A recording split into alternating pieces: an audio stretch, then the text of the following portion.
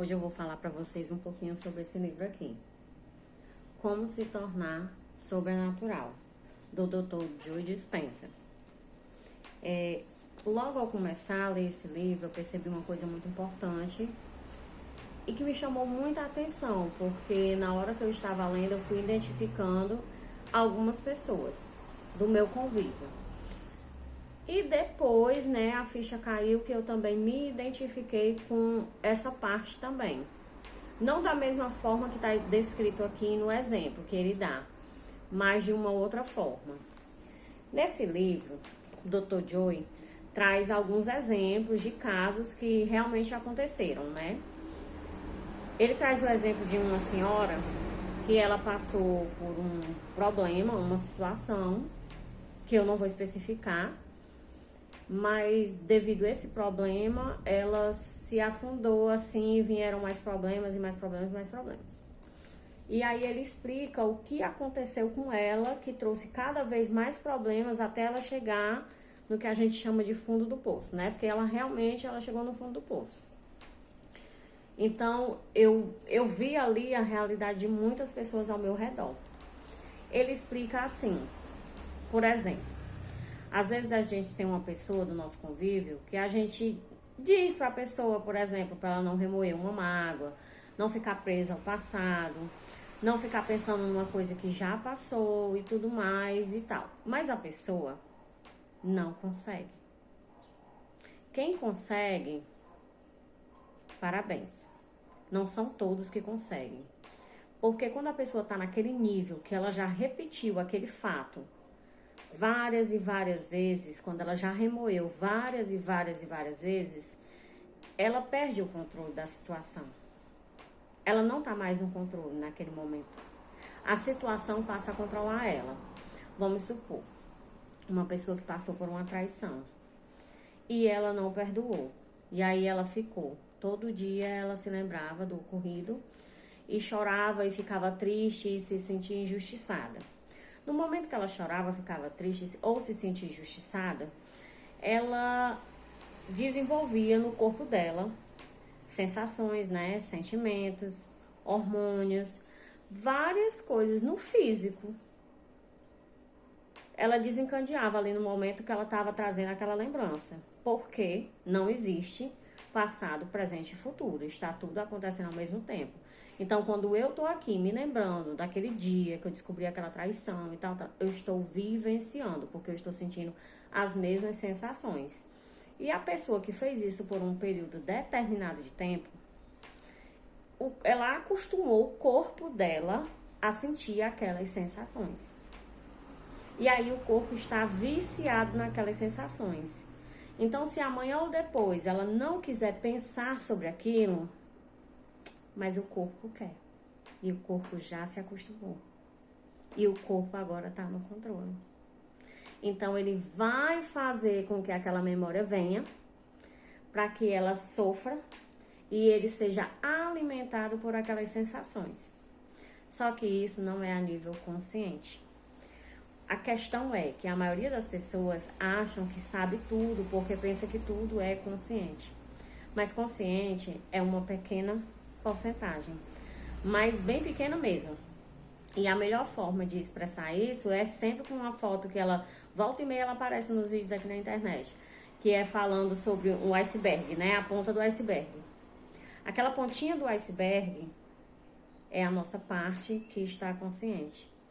E a parte de dentro, que está dentro do mar, além do iceberg, é o nosso subconsciente. Então, essas coisas estão lá no subconsciente e a gente não tem noção. Então, hoje a pessoa acorda e ela nem quer pensar sobre aquilo. Hoje ela quer ter um dia melhor, um dia feliz, um dia diferente, mas aí, de repente, a tristeza vem.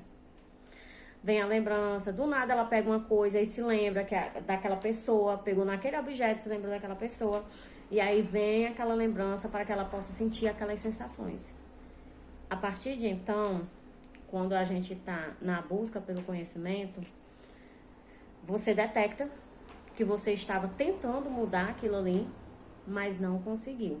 Então, aí cabe até uma parte assim, que é bem legal de explicar. que a gente diz, mas você precisa trocar de frequência. É muito comum, né, quem tá nessa busca, escutar alguém dizer assim, você precisa levar a sua frequência. Mas aquela pessoa não consegue elevar a frequência. Como uma outra pessoa que não está com o seu corpo viciado a essas sensações. A pessoa quer elevar a frequência. Mas quando ela tá tentando, vem um gatilho, uma coisa que puxa para novamente ela sentir aquela sensação. Então, assim, o mais importante que eu achei nisso é que a gente perceba que o outro não faz porque quer, e nós mesmos, né? Não fazemos porque queremos, e sim porque já estamos viciados. Então, que a gente tenha empatia conosco, mas também pelo outro. Pelo outro. Quando eu falo assim pelo outro, é porque eu tenho uma pessoa em específico que essa leitura aqui tem assim me mostrado muito ela. É uma pessoa muito próxima. E aí eu tenho, cada dia que eu leio mais, eu mais tenho compreendido ela. Não que eu não me encaixe nisso aqui, eu também me encaixo, eu também percebo que de repente, do nada, eu tenho determinadas sensações, no meu caso é sobre vitimismo, né? Não seria sobre uma traição, seria sobre vitimismo. Quando eu penso que não, volta e meia, lá estou eu sendo vítima. Aí eu digo, opa, depois que eu tô lendo, né? Isso aqui é o meu corpo, acostumado a ser vítima, querendo gerar essas mesmas sensações, hormônios e etc. Está viciado, mas eu não quero. Aí eu vou mudar o foco e pensar em outra coisa. Mas acontece que a maioria das pessoas que estão vivendo esse outro lado, elas não têm noção disso. Elas não sabem disso. Elas não estão lendo, elas não estão procurando, elas estão apenas sofrendo e sofrendo e sofrendo. Então isso tem me trazido muito sobre ser empático com o outro, porque às vezes não é porque o outro não quer mudar, não é porque o outro não quer ser feliz, não é porque o outro não gostaria de ser diferente, é porque ele simplesmente não consegue. Mas então pronto, está decretado o fim, ele nunca vai conseguir? Vai, ele vai.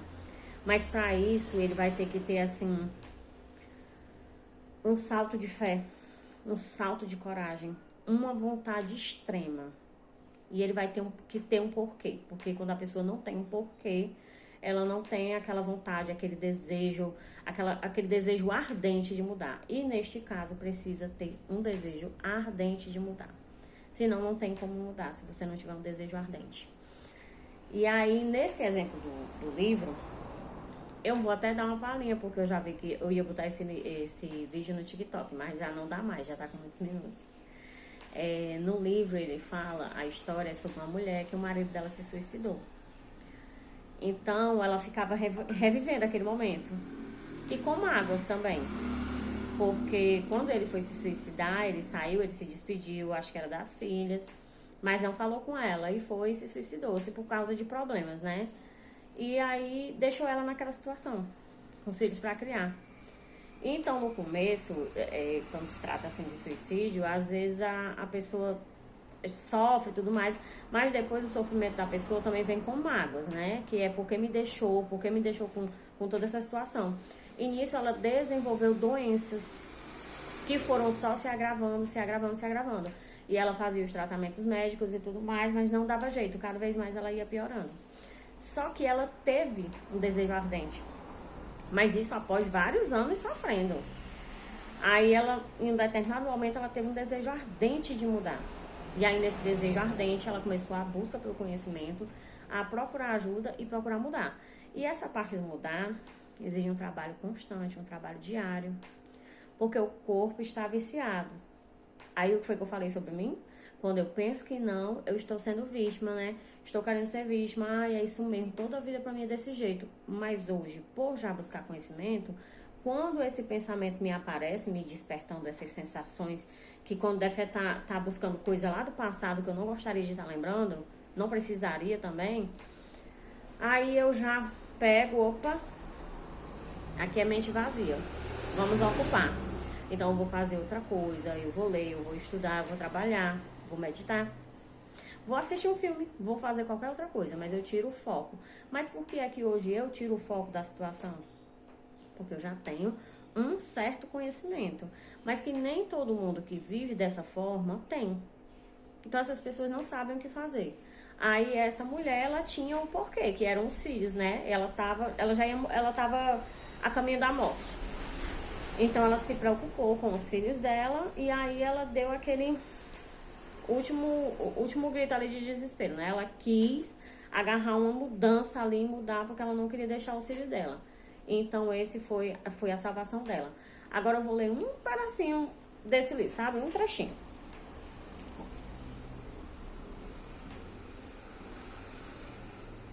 Ela aprendeu que genes não criam doenças. É o ambiente que sinaliza os genes para criarem as doenças.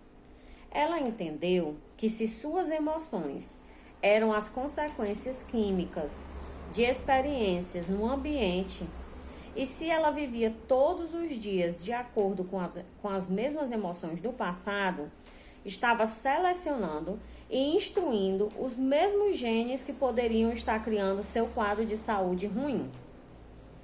Se pudesse incorporar as emoções de seu futuro, adotando-as antes de a experiência realmente acontecer, ela poderia mudar a sua expressão genética e modificar o corpo para ficar biologicamente alinhado ao novo futuro. Aqui já foi quando ela estava na busca e ela descobriu que ela tinha como alinhar e criar um novo futuro. Então, esse livro aqui eu não terminei de ler ainda. Eu passei da página 100. Cada capítulo dele é mais interessante que o outro. Inclusive, eu tô até estudando com ele também um clube de um livro de uma pessoa, não tô me recordando agora o nome, mas já fiz algumas aulas. Então, eu tô lendo ele assim, bem devagar, que é a página 100, ó. Ele é grossinho. Mas eu não tenho dúvidas que esse livro aqui também vai ser um divisor de águas na minha vida. Assim como O Poder do Subconsciente e outros. Muito conhecimento aqui dentro, muito. Inclusive sobre passado, presente e futuro. Que isso é tema para um outro vídeo. Mas de qualquer forma, a minha lição dessas poucas páginas que eu já li aqui é empatia. Empatia conosco e empatia com o outro. O outro não está criando aquela realidade diariamente de sofrimento, de dor, e às vezes por um assunto que já passou há tantos anos e que nem precisava mais estar sendo falado. Ele não está criando aquilo porque ele quer, mas sim porque ele perdeu o controle. Ele só precisa retomar. E aí, se você tem esse conhecimento, a quem mais é dado, mais é cobrado. Você pode tentar ajudá-lo, porque ele não sabe. Ele cria diariamente aquele problema porque ele não sabe. E para sair desse vício, não é uma coisinha fácil. É um trabalho diário. Precisa de ajuda. Principalmente para quem ainda não está na busca. Então, aos meus amigos aí que estão na busca, que se identificaram com esse livro, que viram aqui nesse pouquinho que eu falei a história de alguém. Opa, fulano é assim, por isso que o fulano está em depressão, por isso que o fulano só vive no passado. Não se esquece aquela coisinha que aconteceu lá em 1900 bolinha, não é porque ele queira. E cada vez que ele se lembra, ele revive e sente aquela mesma sensação e joga os mesmos hormônios para a corrente sanguínea. E aí no outro dia quer mais e mais e mais e mais, perdeu o controle. Ajude ele da forma que você puder. Se não puder ajudar, pelo menos tenha empatia de saber que ele não faz isso porque quer. Ele faz isso porque perdeu o controle ali daquela situação. Mas que pode retomar o controle. Com conhecimento, com fé, com perseverança. Esse foi o primeiro vídeo que eu gravei sobre esse livro, mas eu vou voltar com mais vídeos sobre esse livro. Obrigada a todo mundo que assistiu.